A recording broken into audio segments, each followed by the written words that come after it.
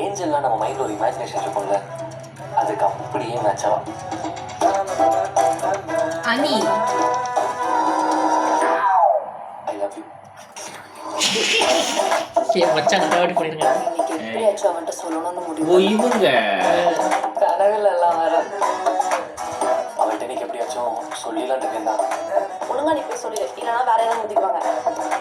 அவளுக்கு ஆல்ரெடி ஒரு நிமிஷம், எனக்கு ஒரு ஐடியா. உங்க லைஃப்ல ஒரு அன்எக்ஸ்பிரஸ் லவ் இருக்கு, என் லைஃப்லயும் இருக்கு. நம்ம 2 பேரையும் அவங்களை கண்டுபிடிச்சு அவங்கள்ட்ட ப்ரப்போஸ் பண்ணக்கூடாது? புரியல. செம்ம ஐடியா. போலாமா?